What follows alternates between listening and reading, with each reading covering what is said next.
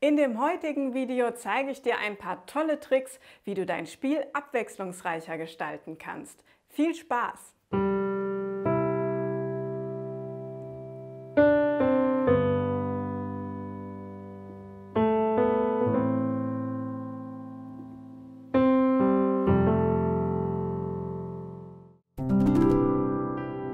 Herzlich willkommen bei Klavierlernen mit Melanie. In dem heutigen Tutorial zeige ich dir ein Konzept, das du anwenden kannst, um zwischen den Akkorden noch zusätzlich kleine Töne mit einzubauen. Ja, und du wirst sehen, nach diesem Tutorial wirst du schon wie ein echter Profi klingen. Außerdem habe ich am Ende des Tutorials noch 2 Extra-Tipps für dich, die du dir nicht entgehen lassen solltest. Als allererstes zeige ich dir mal die Akkordfolge. Und zwar wir haben C-Dur, G-Dur, A-Moll und F-Dur. Also nichts Schwieriges. In der linken Hand spielen wir immer die Quinten. Das heißt C-Dur, G-Dur, A-Moll und F-Dur. Wir können direkt dazu zählen. 1, 2, 3, 4. 1, 2, 3, 4. 1, 2, 3, 4. 1, 2, 3, 4. Das könnt ihr jetzt erstmal üben, bevor es weitergeht. In der rechten Hand machen wir jetzt Folgendes. Und zwar spielen wir hier immer die Terz des jeweiligen Akkords. Ja, und daraus können wir dann eine kleine Melodie formen. Also schauen wir uns das mal genauer an. Bei C-Dur haben wir das E als Terz. Bei G-Dur spielen wir oben das H als Terz. Bei A-Moll haben wir dann das C als Terz. Und bei F-Dur, da haben wir das A als die Terz. Wenn wir das jetzt mal im Zusammenhang spielen, dann klingt das schon mal ganz schön.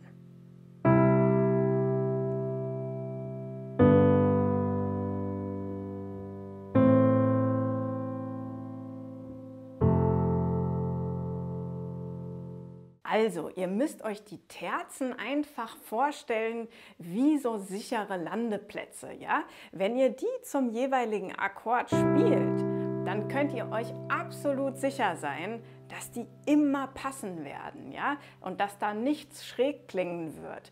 Also die Terzen sind eigentlich immer sozusagen wie so Rettungsbojen, an denen ihr euch festhalten könnt. Und das ist besonders hilfreich, ja, beim freien Klavierspielen. Da passiert es ja oft, dass man dann gar nicht so richtig weiß, ja, welche Töne passen denn jetzt eigentlich. Und wenn ihr demnächst mal wieder in die Situation kommt, dann versucht einfach mal immer zu überlegen, was ist denn die Terz? Und wenn ihr die dann eben auf den betonten Zählzeiten spielt, ja, wie eben auf der 1, ja, dann seid ihr euch da absolut sicher, dass dieser Ton passen wird. Das funktioniert übrigens auch immer mit dem Grundton und der Quinte. Da könnt ihr euch immer absolut sicher sein, dass der Ton sozusagen ein sicherer Treffer ist und dass es nicht schräg klingen wird. Ja, und wenn ihr über dieses Prinzip noch mehr erfahren wollt, dann verlinke ich euch hier oben mal ein tolles Tutorial, das Tutorial mit dem traurigen Klavierlied. Da gehen wir nämlich ganz ähnlich vor. Aber es gibt halt auch Töne, die uns ganz schön in die Bredouille bringen können. Also stellt euch mal vor, wir spielen jetzt zum Beispiel statt der Terz immer die Quarten. Das würde dann so klingen. Ja, das klingt schon mal scheußlich. Dann geht es weiter. Hier beim G-Dur hätten wir dann das C, das ist auch nicht so sonderlich hübsch. Beim A-Moll haben wir dann hier das D oben, geht auch viel schöner. Und beim F haben wir dann als Quarte das H. Und ihr seht schon, es klingt komplett, ja, einfach nicht so gut, ne? Und das ist halt einfach echt immer enttäuschend, wenn man dann irgendwelche Tasten drückt und dann klingt es halt nicht gut, ja? Es ist wirklich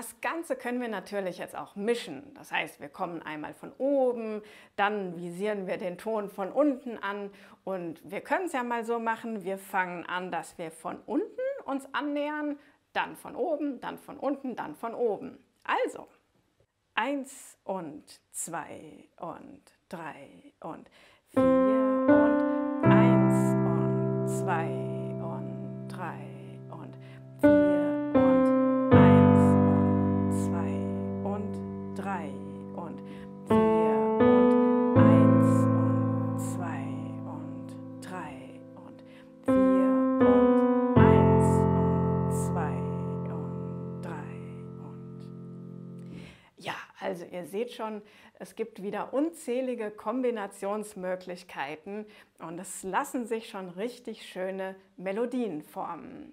Jetzt kommt wie versprochen noch der erste Extra-Tipp. Und zwar machen wir es so, dass wir das Ganze jetzt noch rhythmisch variieren, indem wir die beiden Übergangstöne nicht auf der 4 und der 4 und spielen, sondern wir fangen erst auf der 4 und an. Also, das Ganze hört sich dann so an. 1 und 2 und 3 und 4 und 1 und 2 und 3 und 4 und 1 und 2 und 3 und 4 und 1 und 2 und 3 und 4 und 1 und 2 und 3 und 4 und 1. Also aus unseren Achteln werden einfach Sechzehntel. Und du kannst es auch, wenn du es jetzt ganz genau zählen möchtest, um wirklich sicher zu gehen, kannst du die Sechzehntel zählen, indem du statt 1 und 2 und zählst du einfach 1 und 2 und 3 und 4 und 1. Ne? Da haben wir am Schluss unsere 2 Sechzehntel gehabt. Also 1 und 2 und 3 und 4 und 1. Ja? 4 und 1 und 2 und. Das Coole ist, das Ganze können wir natürlich jetzt auch abwechseln. Das heißt, wir machen einmal die schnelle Variante mit den Sechzehnteln und dann einmal die langsamere Variante mit den beiden Achteln. 1 und 2 und 3 und 4 und 1 und 2 und 3 und 4 und 1 und 2 und 3 und 4 und 1 und 2 und 3 und 4 und 1 und 2 und 3 und 4 und 1 und 2 und 3 und 4 und. Also ihr seht schon, es kann immer so weitergehen und ihr könnt da wirklich nach Lust und Laune mal diese schnelle Variante einsetzen und mal die langsame. Und jetzt kommt noch der zweite Extra-Tipp und der ist so leicht, aber total effektvoll. Und zwar können wir zusätzlich jetzt noch so kleine Vorschlagsnoten einbauen. Und zwar zum Beispiel, wenn wir jetzt hier auf das E raufkommen, dann spielen wir das einfach mal so. Ja, also wir spielen das D nochmal ganz kurz an und landen dann aber sicher auf dem E. Ja, und dann hat man schon irgendwie, es klingt gleich irgendwie richtig schön. Das Gleiche kann man natürlich jetzt auch bei den anderen machen. Ja, und ihr könnt zum Beispiel diesen Vorschlag hier, den könnt ihr jetzt so schnell spielen wie eben oder so ein bisschen langsamer. Ja, und dann hat es gleich wieder einen ganz anderen Effekt. Ja, oder so ganz kurz.